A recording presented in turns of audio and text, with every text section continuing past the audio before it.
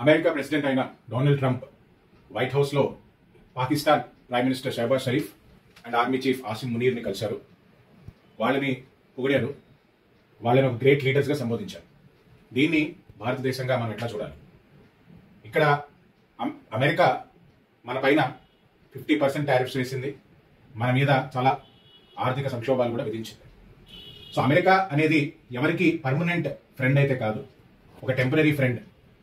So America ఎవరితోనైనా close అయింది అంటే భారతదేశంగా మనం రియాక్ట్ అవ్వాల్సిన అవసరం లేదు.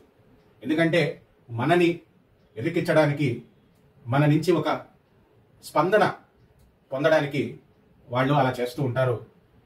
ఇటీవలే పాకిస్తాన్ వాళ్ళు డొనాల్డ్ ట్రంప్కి నోబెల్ పీస్ ప్రైజ్ ఇవ్వాలి అని కూడా ప్రకటించారు కొన్ని నెలల క్రితం. సో అమెరికా పాకిస్తాన్ ఈ క్లోజ్ రిలేషన్స్ని మనం అస్సలు సీరియస్గా చూడాల్సిన అవసరం లేదు.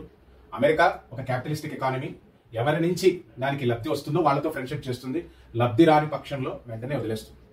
అలానే ఇండియా రష్యాతోనూ చైనాతోనూ క్లోజ్ అవ్వడం అమెరికా తట్టుకోలేకపోయింది. అమెరికా ఎప్పుడైతే ఇంత టారిఫ్స్ విధించిందో ఇండియా పైన, ఇండియా వెంటనే రష్యాతో ఎలాగా మన ఫ్రెండే రష్యా, బట్ చైనాతో కూడా క్లోజ్ అవ్వడం అసలు తట్టుకోలేకపోయింది.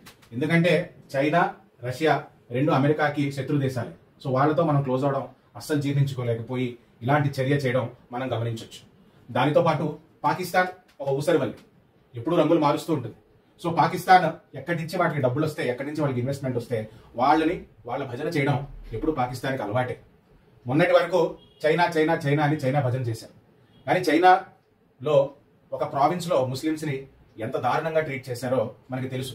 కానీ వాళ్ళు ఒక ఎకనామిక్ జోన్, ఒక ఎకనామిక్ కారిడార్ బిల్డ్ చేశారు. చైనా స్ట్రాంగ్గా ఇన్వెస్ట్ చేసింది పాకిస్తాన్లో. ఇప్పుడు పాకిస్తాన్ అమెరికాతో క్లోజ్ అవడం వల్ల చైనా ఎలాంటి కఠినమైన నిర్ణయాలు తీసుకుంటుందో మనకు తెలియదు. సో మనకు ఒక రకంగా దీన్ని బ్లెస్సింగ్ ఇన్ డిస్గైజ్ అని చెప్పొచ్చు. ఎందుకంటే చైనాతో మనం క్లోజ్ అవడం అనేది చాలా చాలా ఇంపార్టెంట్. అది మన పక్క దేశం అండ్ మనలాగే ఒక స్ట్రాంగ్ ఎకానమీ కాబట్టి చైనా మనము క్లోజ్ అయ్యి చైనీస్ ఇన్ఫ్లుయెన్స్ పాకిస్తాన్ నుంచి తగ్గుముఖం పడితే ఇండియాకే లబ్ధి. ఎందుకంటే అమెరికా ఎక్కడో వెస్ట్లో ఉంది. సో అమెరికాతో ట్రేడ్ కన్నా మనకి చైనాతో ట్రేడ్, మ్యానుఫ్యాక్చరింగ్ జాయింట్ అనే చైనాతో ట్రేడ్ మనకి చాలా చాలా ఇంపార్టెంట్. అలాగే ఆయిల్ ఇవన్నీ మనం రష్యా నుంచి ఇంపోర్ట్ చేసుకోవచ్చు. సో ఈ రెండు దేశాలతో మన టైస్ స్ట్రాంగ్ గా ఉంటే నిజంగా మన మూడు దేశాలని ఏ దేశము ఇంకా అడ్డుకోలేదు. మనం ఎకనామిక్ గా చాలా స్ట్రాంగ్ గా ఎదగచ్చు. సో ఇక్కడ విషయం ఏంటంటే మనం రియాక్ట్ అవ్వాల్సిన అవసరం లేదు, దీన్ని మనం పెద్దగా పట్టించుకోవాల్సిన అవసరం లేదు. ఎందుకంటే ఇది ఒక తాత్కాలికమైన సంబంధం, ఒక సోషల్ మీడియా సంబంధం. ఒకరినొకరిని పొగుడుకుంటారు. ఫైనల్ గా అమెరికాకి కావాల్సింది డబ్బు, పాకిస్తాన్ దగ్గర లేనిదే డబ్బు. Okay sir.